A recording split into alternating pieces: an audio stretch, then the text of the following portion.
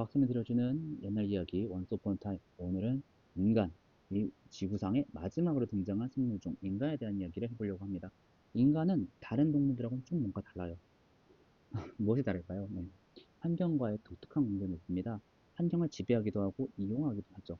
인류는 놀라울 만큼 협력을 잘합니다. 서로 상호작용하면서 특히 심볼릭 랭귀지, 기호 언어를 통해서 정보를 공유하고 그 정보를 축적하면서 그 환경에 적응하고 독특한 관계를 맺게 되죠. 어떻게 해서 이 영장류가 인간, 유기농까지 이르게 될까요? 먼저 나무에서 땅으로 내려오기 시작합니다. 그러면서 서식지를 찾기 위한 여정을 떠나게 돼요. 인류의 조상 오스트랄로피테쿠스 같은 경우에는 네 발에서 두 발로 직립보행을 시작하고 그 남은 손으로 도구를 사용하기 시작해요. 호모 하빌리스는 손을 사용하는 사람이라는 뜻인데요. 도구, 석기를 제작하면서 석기 시대를 시작하고 호모 에렉투스는 불과 언어를 사용하면서 점점 자신이 할 수 있는 능력들을 기르기 시작합니다.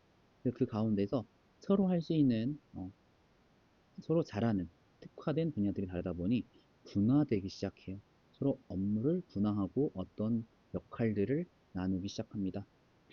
호모 사피엔스가 나중에 이제 지혜로운 사람으로서 생존하게 되는데요. 도구를 제작하고 사용하며 언어를 사용합니다. 특히 이들은 종교의식과 예술의식이 있었는데요. 호기심과 탐구의식이 있는 존재 생물들이었다라고 얘기해 볼 수 있을 것 같아요.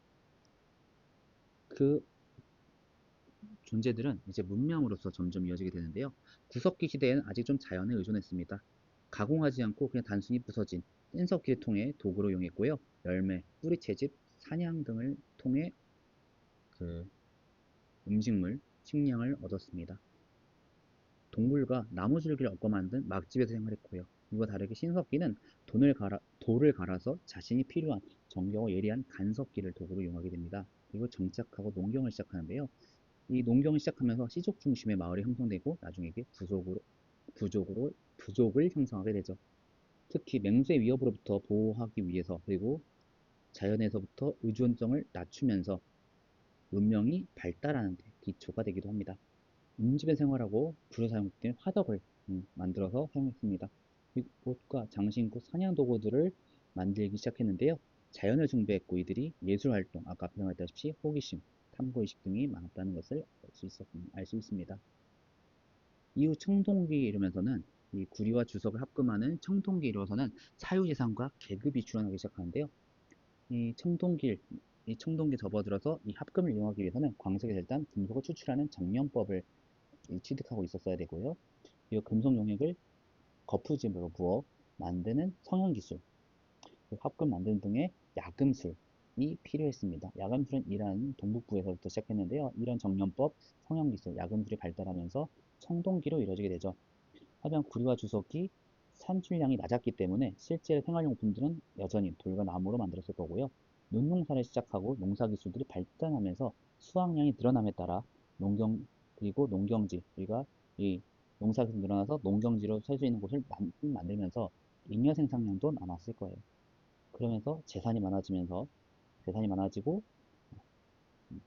그 재산을 나누면서 재산이 많거나 나이가 많은 사람들은 부족이나 족장으로서 또 그 부족 안에서 섬겨서 또 고인돌로 이게 남아있기도 하죠.